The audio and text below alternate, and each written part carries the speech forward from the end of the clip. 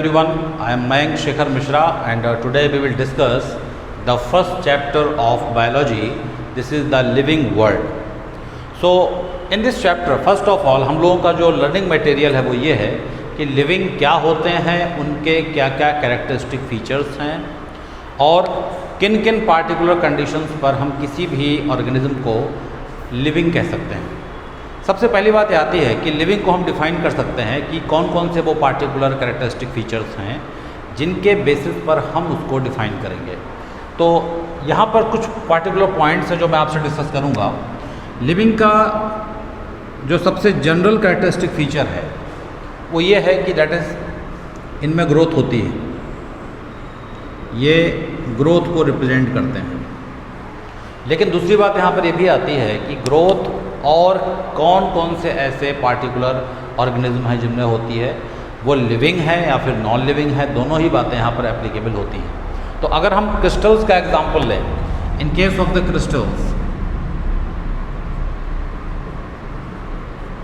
Crystals में generally हम लोग देखते हैं कि अगर हम किसी भी टाइप के क्रिस्टलाइन सॉल्यूशन को कुछ लंबे समय तक के लिए रख लेते हैं और उसमें कुछ कंसंट्रेशन अगर और ऐड करते हैं तो हम लोग क्या देखते हैं कि वहाँ पर पार्टिकल्स का एग्रीगेशन स्टार्ट होता है। ठीक, छोटा सा क्रिस्टल क्या करेगा, वहाँ पर अवेलेबल होने वाले जितने भी मॉलिक्यूल्स होंगे उनको एग्रीगेट करके क्या करेगा, अपने आपको ग्रोथ फेज में शो करता है। तो एग्जैक्टली हम नहीं कह सकते हैं कि ग्रोथ सिर्फ लिविंग बीइंग में हो रही है। That is also occurring in case of non living organism. So first growth I have told you, but the meaning of growth in living organism, that is basically the growth of their change in body shape, change in body oblique cell number. Clear?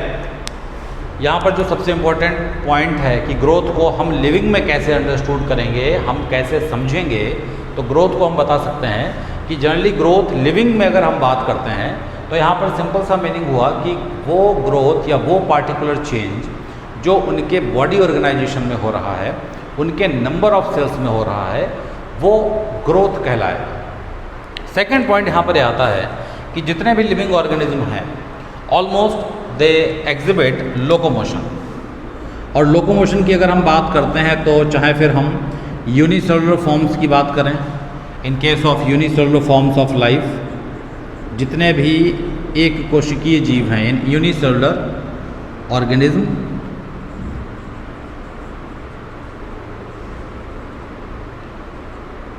The best example can be bacteria, another example like protozoans। इनके case में हम लोग क्या देखते हैं कि इनमें भी ग्रोथ होती है और ये लोकोमोशन को परफॉर्म करते हैं। जबकि नॉन लिविंग की अगर हम बात करें तो कोई भी नॉन लिविंग मटेरियल जब तक हम उस पर कोई एक्सटर्नल फिजिकल फोर्स अप्लाई नहीं करेंगे वो किसी भी कंडीशन में लोकोमोशन नहीं करता है। The best example can be the ceiling fan, it can be any automobile, जब तक फिजिकल फोर्सेज अप्लाइड नहीं है। बट यहाँ पर लोकोमोशन का जो मेन और बेसिक रीज़न है वो ये है कि इनके इंटरनल ऑर्गेनाइजेशन में होने वाले कुछ पार्टिकुलर चेंज जो इनमें होने वाले इस लोकोमोशन के लिए रिस्पॉन्सिबल हैं। सबसे पहले अगर हम बैक्टीरिया की बात करें तो बैक्टीरिया में सबसे कॉमन एग्जांपल हम ले सकते हैं कि with the help of flagella a bacterial cell can move. On the another hand, the example of protozoa, and for protozoa we can understood with the help of pseudopodia, like in case of amoeba. Second can be with the help of cilia, and few examples flagella is also existing. The best example is in case of euglena.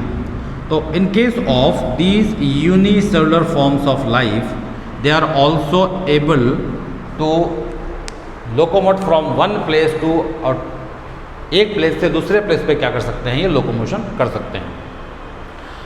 Okay, after the discussion of these 2 points, the characteristics of living, the next point is arising, this is called metabolism.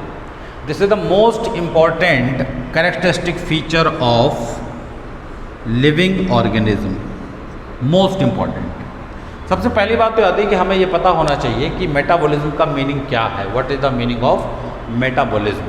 तो यहाँ पर हमारे पास सबसे basic point क्या है कि हम metabolism को ऐसे समझ सकते हैं कि इसको हम सबसे पहले दो कैटेगरी में डिवाइड करते हैं।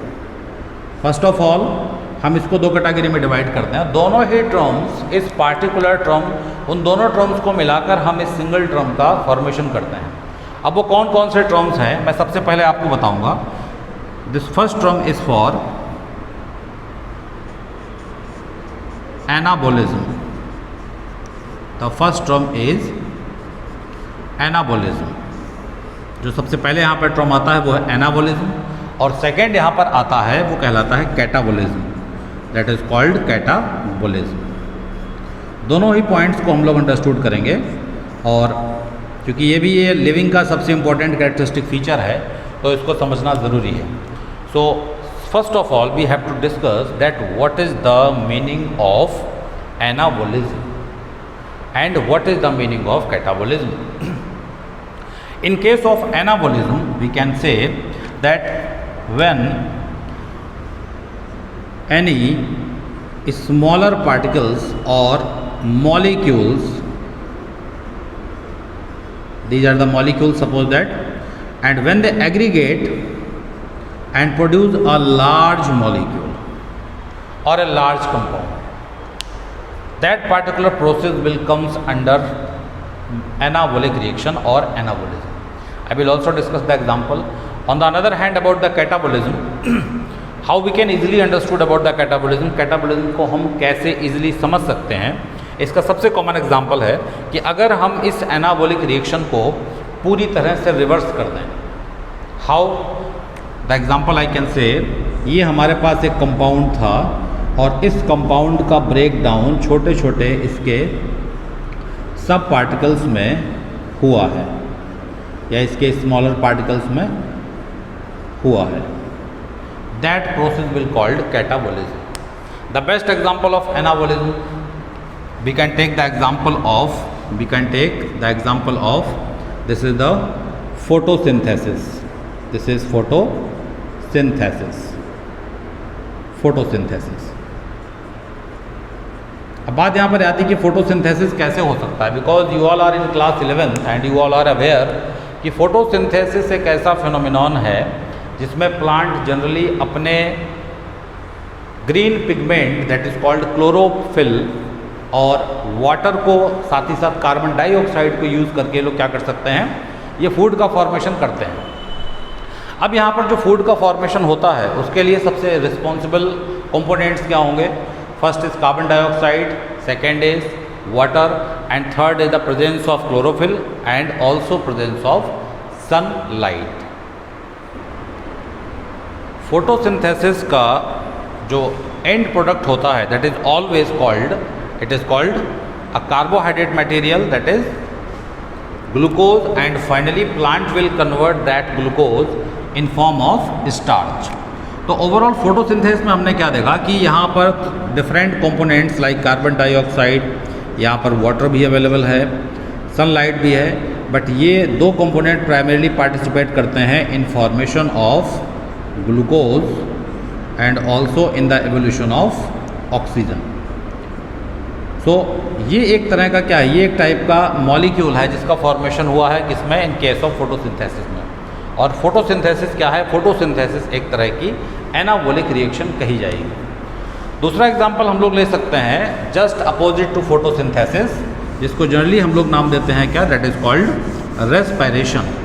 रेस्पिरेशन की अगर हम बात करें तो रेस्पिरेशन एक तरह की कैटाबॉलिक रिएक्शन होगी, that is a kind of catabolic reaction. और इस कैटाबॉलिक रिएक्शन में हम सबसे बेस्ट एग्जांपल क्या ले सकते हैं, यहाँ पर जो एग्जांपल हम लोग लेते हैं वो ये कि अगर कार्बोहाइड्रेट इन द सेंस कि हम ग्लूकोज की बात कर रहे हैं, बिकॉज ह्यूमन बॉडी में अगर किसी भी पार्टिकुलर सेल तक ग्लूकोज पहुँच रहा है या कार्बोहाइड्रेट पहुँचेगा, that will be in form of this monomeric form glucose, and after that now the cells are able to take this substance for the production of energy. So what will happen inside the cell? Inside this cell, this glucose will utilize after the production of carbon dioxide, water molecule, and with the evolution of adenosine triphosphate. Adenosine triphosphate. This is called energy currency for any living cell. So there are two kind of processes are here. First anabolism, second is catabolism. So inside the body of living organism, metabolism will occur. And this metabolism are of for how many kind of substances inside the body? ये metabolism कई तरह के substances के लिए होती है. सबसे common example अगर हम लें तो that can be the carbohydrate metabolism, for carbohydrate metabolism. और अगर हम कार्बोहाइड्रेट की मेटाबॉलिज्म की हम बात करते हैं तो कार्बोहाइड्रेट मेटाबॉलिज्म में लिविंग ऑर्गेनिज्म में फूड का यूटिलाइजेशन भी होगा और फूड का सिंथेसिस भी होगा. फूड के यूटिलाइजेशन में अगर हम देखते हैं तो जनरली ग्लूकोज यूटिलाइज होता है इन case of the living organism, basically in case of animals. Plant में भी अगर हम बात करते हैं तो प्लांट में भी अगर वो प्लांट सेल है वो रेस्पिरेशन अगर परफॉर्म कर रही है तो ग्लूकोज की यूटिलाइज करती है. लेकिन अगर हम फूड के स्टोरेज की हम बात करेंगे तो वहाँ पर किसका फॉर्मेशन होता है? वहाँ पर अगर प्लांट है तो प्लांट जनरली क्या करते हैं कि इस ग्लूकोज को पॉलीमेरिक फॉर्म में स्टोर करते हैं. That is called starch. It is in case of plants. लेकिन अगर हम यही बात एनिमल बींग्स की करते हैं और एनिमल्स की करते हैं तो एनिमल्स में क्या होगा? एनिमल्स में फॉर्मेशन होगा किसका? एनिमल्स में ग्लाइकोजन के फॉर्म में फूड का स्टोरेज होता है इन केस ऑफ एनिमल्स. सेम यही कंडीशन बाकी ऑर्गेनिज्म पर भी अप्लाइड है. जैसे इन केस ऑफ फंजाई, अगर हम फंजाई में देखें तो उनमें भी क्या होगा? ग्लाइकोजन के फॉर्म में फूड का सिंथेसिस होता है. तो यहाँ पर हम लोग क्या देखते हैं कि ग्लूकोज अवेलेबल है इन लिविंग ऑर्गेनिज्म के बॉडी में. इसका यूटिलाइजेशन भी हो रहा है, मीन्स इसका ब्रेक डाउन हो रहा है सेल के अंदर. That will be a catabolic reaction. और अगर यही excess of glucose living organism के बॉडी में अगर स्टोर होता है, फिर वो प्लांट हो या फिर वो एनिमल्स हो, उस प्रोसेस को हम लोग नाम देते हैं anabolic reaction. In case of human being the best example we can take the glycogenesis that is occurring inside the liver. Again, when body is on the fasting, then what will happen? That stored glycogen will again convert in glucose. So it was the next most important characteristic feature of living organism. After it now, we will discuss the ability to respond, and we can also define it as consciousness. That is called consciousness. It is also called as the consciousness. Consciousness की अगर हम बात करते हैं तो simple सी condition है यहाँ पर. जैसे for example we are human beings, और अगर हम अपनी बात करें तो हम अपने सराउंडिंग एटमॉस्फेयर के अकॉर्डिंग कॉन्शियस हैं. Okay, in case of the sunlight what kind of feeling we have, in case of rain, in case of chilling condition और in cold temperature. Same thing is also applicable for other living organism also. अब बात यहाँ पर आती है कि उनके अपने बॉडी या फिर सेलुलर ऑर्गेनाइजेशन के अकॉर्डिंग ही इनका ये पार्टिकुलर रिस्पॉन्स हमें देखने को मिलता है. Okay, so in case of unicellular form अगर हम बात करें, most important point I will discuss. In case of unicellular form अगर हम बात करते हैं तो जितने भी यूनिसेलुलर फॉर्म हैं, बहुत सारे एग्जांपल यहाँ पर मेंशन हो सकते हैं. जैसे हम बैक्टीरिया की अगर हम बात करते हैं, या फिर अगर हम किसी भी टाइप के प्रोटोजोआ की अगर हम बात करते हैं, in case of protozoans like euglena, in case of protozoans like euglena, paramecium, amoeba etcetera. And third one the unicellular form of algae, unicellular algae, in case of unicellular algae. And fourth one about the unicellular forms of fungi. Unicellular fungi. The biggest example can be yeast, Saccharomyces cerevisiae. So in these all examples, basically they are comes under the unicellular forms of life. Bacteria की अगर हम बात करें तो generally bacteria भी क्या करता है कि अगर हम इसको किसी ऐसे पार्टिकुलर एटमॉस्फेयर में रखते हैं जहाँ पर एक तरफ एसिडिक कंडीशन है, एक तरफ न्यूट्रल कंडीशन है, द pH इज अप्रॉक्स 7, और सेकंड हमने कहा कि कंडीशन कैसी है, एल्केलाइन है या फिर बेसिक है। तो जनरली ये देखा गया है कि चाहे फिर वो बैक्टीरियल फॉर्म हो, अगर हम किसी भी टाइप के acidic bacteria, the bacteria which can survive in acidic form like the Helicobacter pylori, the best example that can survive in high acidity, उसको छोड़कर बाकी अदर जितने भी कॉमन बैक्टीरिया हैं they are almost like this neutral pH, this neutral pH। वो एक अलग matter है कि वो उस पार्टिकुलर फूड प्रोडक्ट को स्पॉइल कर रहे हैं, वहाँ पर कंडीशन एसिडिक भी हो सकती है। Second is about the protozoa, same condition इनके लिए भी एप्लीकेबल है कि अगर हम किसी भी टाइप के सॉल्यूशन के उनके एल्कलाइन या एसिडिक स्ट्रेंथ के बेस पे अगर हम इनको किसी सॉल्यूशन में रखते हैं तो वहाँ पर क्या होगा, ये भी जनरली न्यूट्रल कंडीशंस को फॉलो करते हैं। Same condition is applied for algae and again for fungi.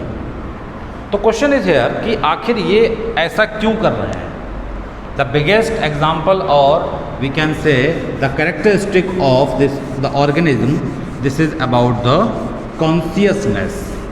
सिर्फ हम लोग इवन हायर ऑर्गेनिज्म की अगर हम बात करें, सिर्फ यही रिस्पॉन्सिबल नहीं है या कॉन्शियस नहीं है, even unicellular form of life की अगर हम बात करते हैं they are also conscious around their surrounding. फिर बात आती है कि आखिर ये कैसे इतना कॉन्शियस हो पा रहे हैं। तो इसका सबसे बेस्ट एग्जांपल होगा जितने भी यूनिसेलुलर फॉर्म्स होते हैं वो आखिर क्यों कॉन्शियस हैं।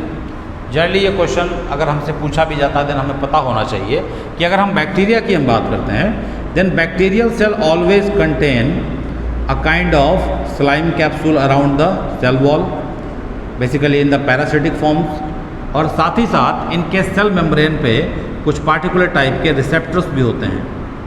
They also contain receptors, they are called receptors.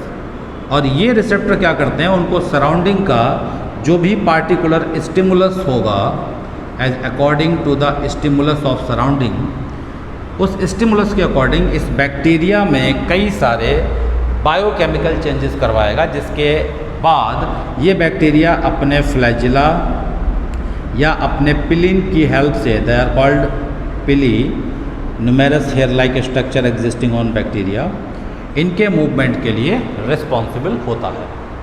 Second same thing is applied for protozoa. अगर हम प्रोटोजोआ की बात करते हैं तो प्रोटोजोआ का सबसे बेस्ट एग्जांपल हम ले सकते हैं अमीबा।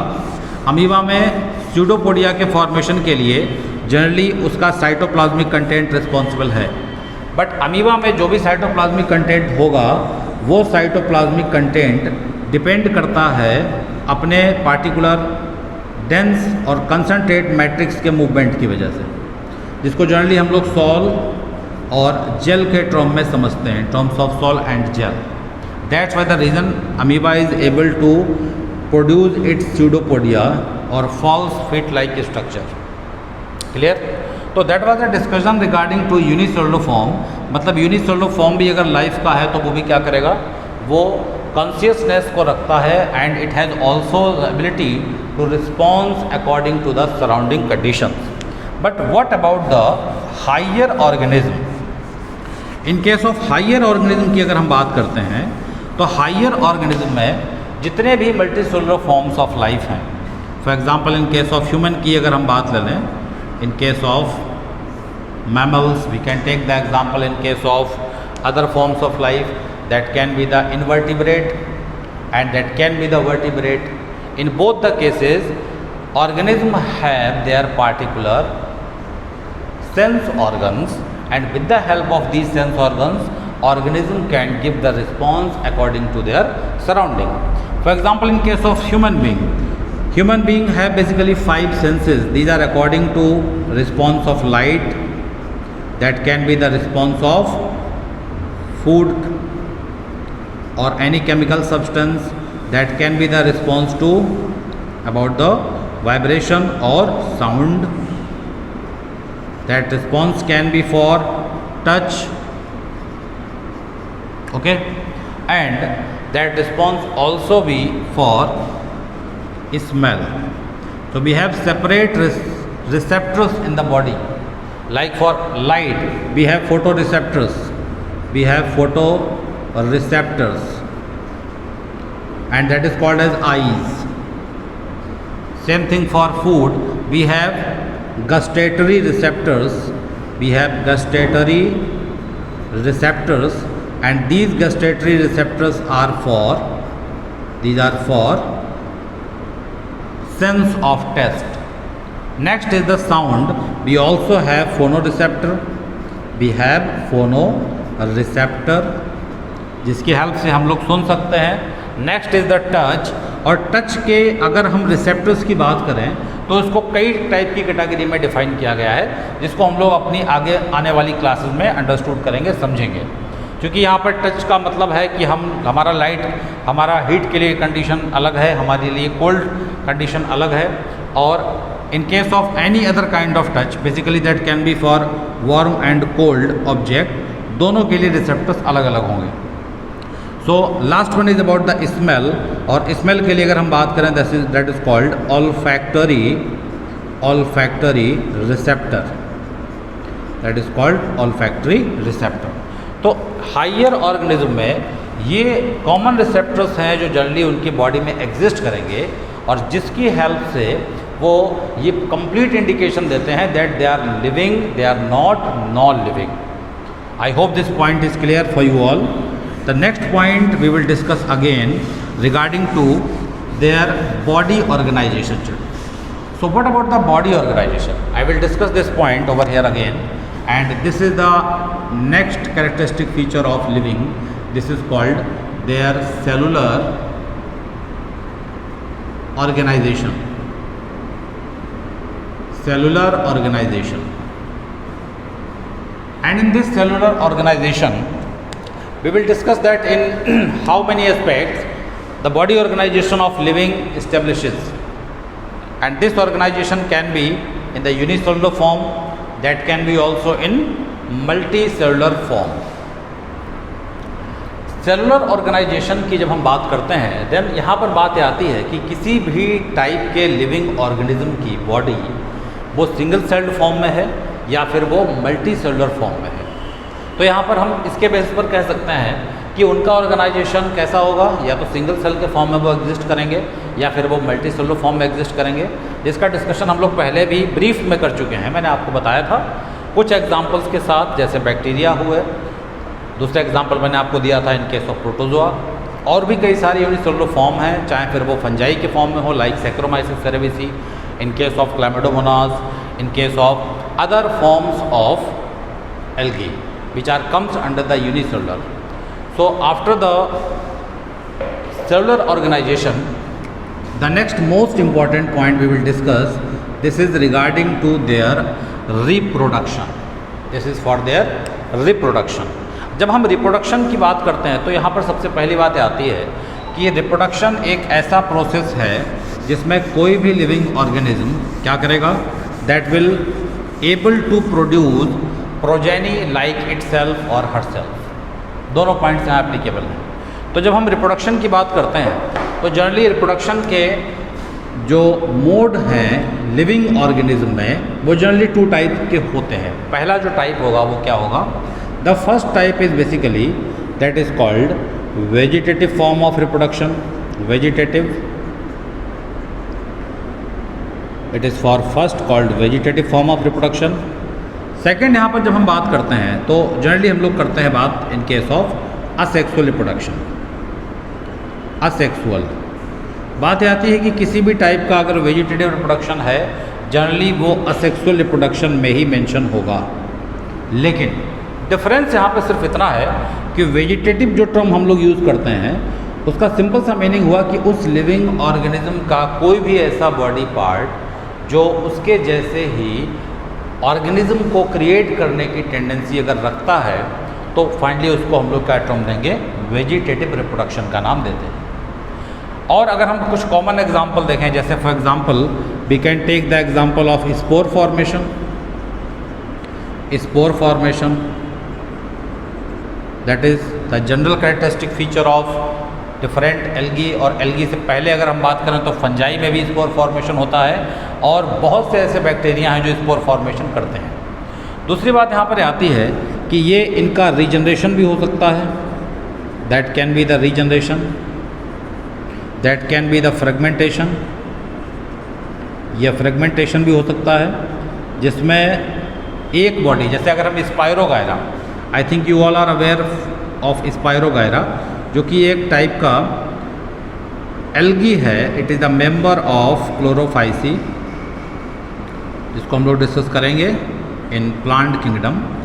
कुछ इस तरह से इसकी बॉडी होती है, that is the filamentous shape body, और इसको पॉन्ड सिल्क भी कहा जाता है। इस एल्गी की सबसे स्पेसिफिक कैरेक्टरिस्टिक फीचर ये है कि अगर ये दो फ्रेगमेंट में ब्रेक डाउन हो जाता है, then this every fragment is able to produce a new spirogyra, every fragment. तो क्वेश्चन ये है कि आखिर ये क्यों जनरेट कर पा रहा है? बिकॉज द रीज़न, इसके जनरली जो सेल्स हैं वो सारे के सारे सेल्स कैसे हैं, वो वेजिटेटिव फॉर्म में हैं और वो वेजिटेटिव रिप्रोडक्शन को परफॉर्म कर सकते हैं। बट ये कंडीशन और एबिलिटी हायर ऑर्गेनिज्म में डिक्रीज होती जाती है। Okay, after the discussion of the sexual form, as I have told you, spore formation, regeneration, fragmentation, और भी कई सारे मोड हैं यहाँ पर। उनको फिर हमने हायर ऑर्गेनिज्म में, स्पेशली अगर हम बात करें प्लांट के केसेस में, तो प्लांट में हमने ह्यूमन के अपने यूटिलाइजेशन के लिए हमने उसको आर्टिफिशियल वेजिटेटिव रिप्रोडक्शन नाम दिया है। कुछ पार्टिकुलर आते हैं that are comes under natural vegetative reproduction. तो जनरली हमारे यहाँ पर समझने का सिर्फ टारगेट ये था कि हम वेजिटेटिव और असेक्सुअल की बात यहाँ पे करें। Actually any type of vegetative reproduction comes under asexual reproduction in simple way. Why? Because यहाँ पर किसी भी टाइप के पेरेंट सेल का जेनेटिक मटेरियल में किसी भी टाइप के नए कैरेक्टरिस्टिक्स फीचर्स का कोई एडिशन नहीं होता है। ऑफस्प्रिंग्स में ठीक वही कैरेक्टरिस्टिक ट्रांसफ़र होते हैं जो उनको उनकी पेरेंट सेल से मिलते हैं। अब जैसे यहाँ पर ये डायग्राम अगर हम देखें, तो मैंने कहा अगर ये पेरेंट सेल है, it is the parent cell, it is the parent cell and these are two daughter cell, it is for example D1, this is D2। तो यहाँ पर जो जेनेटिक मटेरियल इस पेरेंट सेल का था, सेल डिवीज़न के बाद ठीक वही जेनेटिक मटेरियल इस फर्स्ट प्रोजेनी में यहाँ पर रिसीव होगा। मीन्स इन फ्यूचर में इनका जो भी डेवलपमेंटल पैटर्न होगा वो एग्जैक्ट कॉपी अपने पेरेंट्स के जैसा होगा, ना कि किसी और टाइप के कैरेक्टरिस्टिक के वेरिएशन के साथ होगा। तो यहाँ पर ये बात थी, this is regarding to asexual mode of reproduction. But जब हम बात करते हैं सेकेंड टाइप ऑफ रिप्रोडक्शन की, that is called as sexual reproduction. Sexual reproduction, because we are discussing this chapter as a general introduction of living organism, that what are living. So when we discuss about the living, these all points should be in our brain. ये सारे point हमारे brain में होने चाहिए कि living organism के कौन कौन से वो कैरेक्टरिस्टिक फीचर हैं जो उनको लिविंग बनाते हैं। अदरवाइज़ हमने कुछ कैरेक्टरिस्टिक्स की बात की, मैंने आपको ग्रोथ के बारे में बताया था, मैंने आपको लोकोमोशन के बारे में बताया। जनरली ये कैरेक्टरिस्टिक फीचर नॉन लिविंग भी शो करते हैं, बट दोनों ही केसेस में अगर हम बात करें लिविंग और नॉन लिविंग में, तो नॉन लिविंग ऑर्गेनिज्म में इन कैरेक्टरिस्टिक्स को एग्जिबिट करने का जो मोड है वो डिफरेंट होगा, because they are depends only on the physical force. वो फिजिकल फोर्स या फिजिकल एनर्जी उनको चाहे फिर इलेक्ट्रिसिटी से मिल रही हो, उनको किसी भी टाइप के फ्यूल के कंबशन से मिल रही हो, या किसी भी टाइप के ऐसे एक्सटर्नल फोर्स से मिल रही हो, but such kind of forces are not applicable for living organism. वहाँ पर कंप्लीट मैकेनिज्म बायोकेमिकल प्रोसेस से ऑपरेट होता है। तो सेकेंड पॉइंट जो हम लोग डिस्कस करेंगे, this is regarding to reproduction, जो कि हम बात करने वाले हैं इन सेक्सुअल रिप्रोडक्शन के बारे में, इन केस ऑफ सेक्सुअल रिप्रोडक्शन। और जब हम सेक्सुअल रिप्रोडक्शन की हम बात करते हैं, तो सेक्सुअल रिप्रोडक्शन में पहली बात ये आती है कि यहाँ पर बिकॉज ये नेचर ने हायर ऑर्गेनिज्म को प्रोवाइड किया है, लेकिन कुछ ऐसे यूनिसेलुलर फॉर्म भी हैं जिनमें जनरली सेक्सुअल रिप्रोडक्शन होता है, बट ये कॉमन किन में कहा जाएगा? अगर क्वेश्चन पूछा जाता है कि sexual reproduction is very common in higher living forms, not in the unicellular form, we will discuss later. So what happen in the sexual reproduction actually? In sexual reproduction, the organism are categorized into two categories.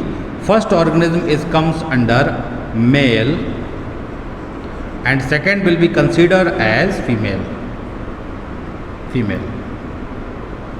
यहाँ पर दो condition applied है। पहली बात आती है कि externally इनको देखकर अगर हम बता दें कि ये मेल है या फिर ये फीमेल है, वो जो पार्टिकुलर टर्म हम इसके लिए यूज़ करते हैं वो आता है क्या, that is called sexual dimorphism. That is called sexual dimorphism. ये ऐसा पार्टिकुलर टर्म है जो हम किसी भी टाइप के लिविंग ऑर्गेनाइजेशन में अगर हम बात करें तो अगर हम मेल और फीमेल को एक्सटर्नली देखकर अगर हम उनका आइडेंटिफिकेशन कर लें तो वो पार्टिकुलर टर्म हम लोग कहते हैं sexual dimorphism. The best example we can see in case of different words, human beings में तो हमको कंफर्म ही है, बट बाकी ऑर्गेनिज्म में भी क्या होगा, ये कंडीशन एप्लीकेबल होती है। Clear? So what will happen in sexual reproduction, male organism और female organism produces their gamete cells, और इन गैमीट सेल्स को जनरली नाम क्या दिया जाएगा, अगर हम बात करें इन केस ऑफ एनिमल्स, अगर प्लांट्स की अगर हम बात करें तो प्लांट्स में इन गैमीट्स को जनरली टर्म दिया जाता है, these are called pollen grain, these are called pollen grain. वहीं फीमेल ऑर्गेनिज्म में क्या होगा, दे कंटेन ओव्यूल।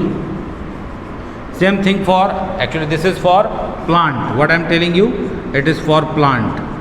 प्लांट के लिए कुछ ये कंडीशन एप्लीकेबल है, लेकिन अगर हम एनिमल्स की बात करें तो एनिमल्स में यहीं पर थोड़ा से टर्म्स डिफरेंट होंगे, और वो टर्म का डिफरेंस होगा, that term will be for male they are responsible for production of sperm, they are responsible for production of sperm, और female organism will produce that is ovum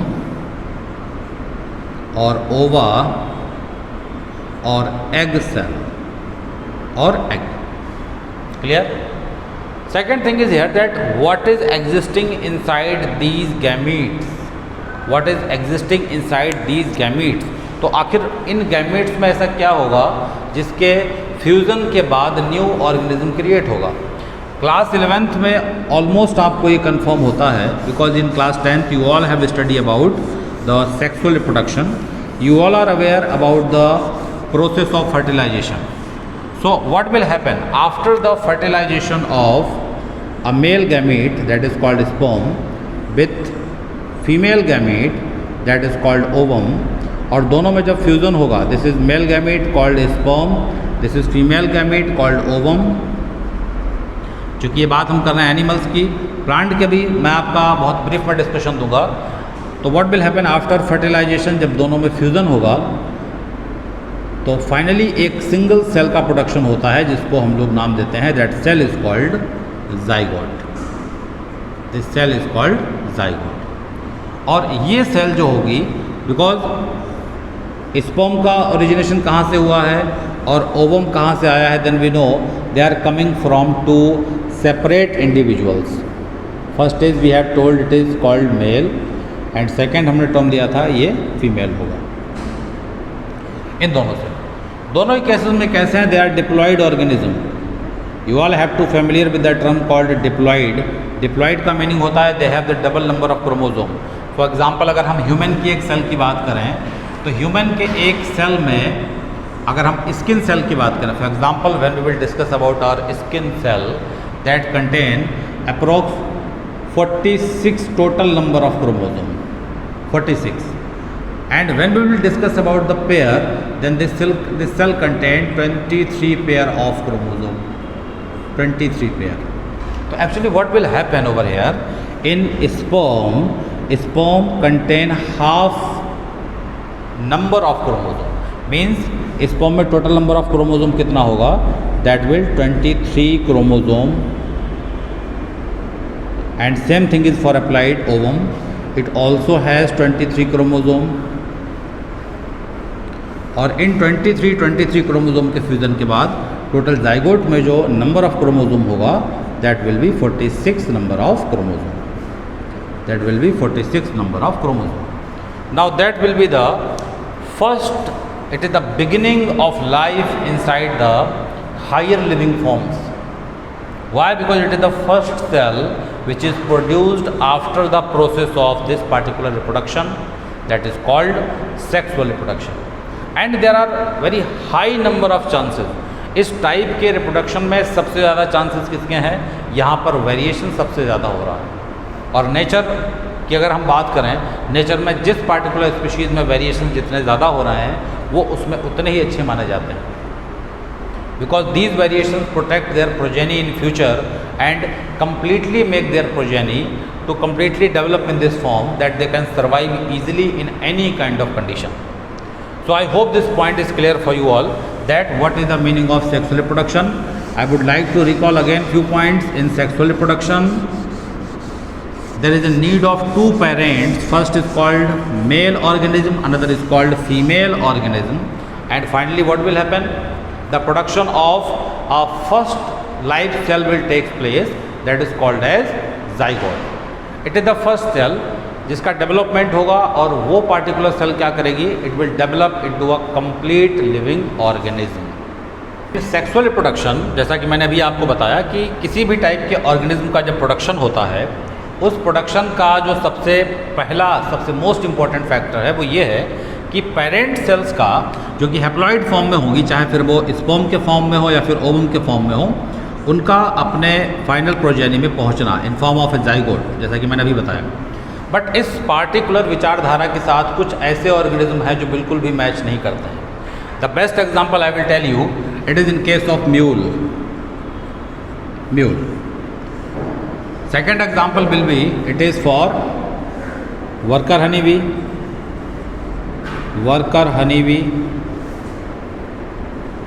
दोनों में ही अगर हम देखें तो म्यूल का जो फॉर्मेशन हुआ है, that is from the organism of two separate species, species 1 and species 2.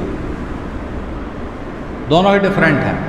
तो ऐसे केस में अगर कोई भी ऑर्गेनिज्म क्रिएट होता है like the mule, तो that will called as completely a sterile organism. Sterile organism मतलब कि है कि इसमें किसी भी टाइप से ये फ्यूचर में अपने जैसे प्रोजेनिस को क्रिएट नहीं करेगा. ठीक इसी टाइप से वर्कर हनी बी की अगर हम बात करें तो उनका फॉर्मेशन भी कैसे होता है? That is from unfertilised egg. That is fertilised and but they are sterile. Why? Because they can not participate in the process of reproduction. They are completely also sterile. Okay, so you all have to remember these points regarding to characteristic features of living organism. और इन सारे ही particular characteristic feature के base पर हम किसी भी organism को living कह सकते हैं.